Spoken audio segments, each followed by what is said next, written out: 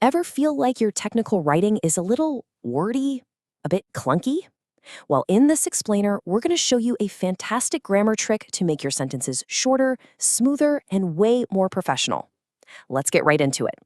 Okay, so here's our game plan. First, we'll talk about why this is so useful. Then, we'll get into the nitty-gritty, how to use it for time, for cause and effect, and for some more formal situations. And we'll wrap up with the single most important rule you need to know so you don't make any mistakes. All right, section 1. So why are we even talking about this? Well, in the tech world, being clear and to the point is absolutely everything.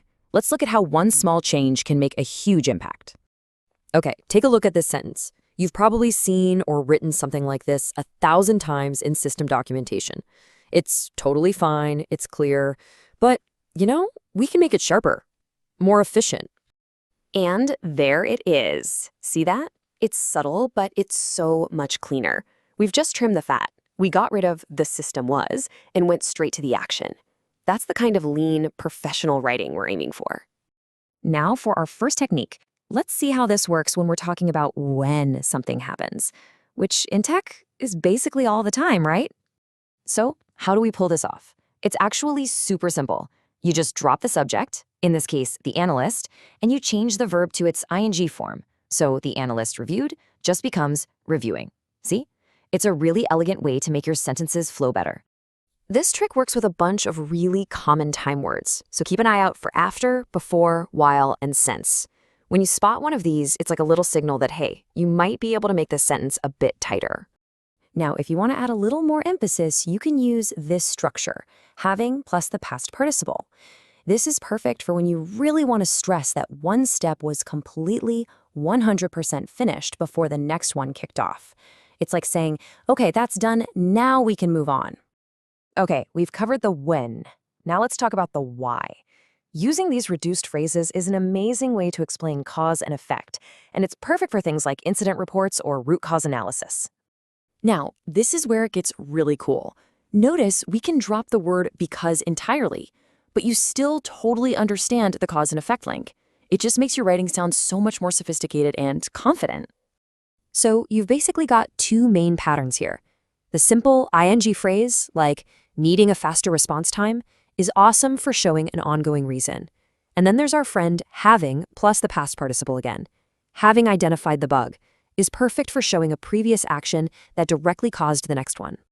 All right, our next tool. This one is especially good for more formal documentation, like user manuals or system specifications, especially when you need to describe an immediate reaction. You want to sound like a real pro? Start using upon plus an ing verb. It's really just a more formal way of saying as soon as or when, and it just adds this layer of authority and professionalism to your writing. You can feel the difference, right? Upon entering is just so much more direct and impactful than when the user entered. It's a small tweak for sure, but it makes a huge difference in the tone of your writing, especially in things like system logs or instructions. Okay, everybody, listen up, because this is the most important part of the whole explainer. This is the one rule you absolutely, positively have to follow to get this right. So, does this mean you can always shorten your sentences like this? No way. There are definitely times you need to avoid it, and it's so important to know when that is. Here it is, the golden rule. The person or thing doing the action in the first part of the sentence has to be the exact same person or thing in the second part of the sentence. If they don't match, this whole trick falls apart. And when they don't match, you end up with something called a dangling modifier. It sounds kind of technical, but all it really means is that your sentence is confusing. It might even sound a little ridiculous. It's like the first part of the sentence is floating there, attached to the wrong thing. Just look at this example. While updating the plugin, the server went offline. This literally sounds like the server was updating the plugin, which doesn't make any sense.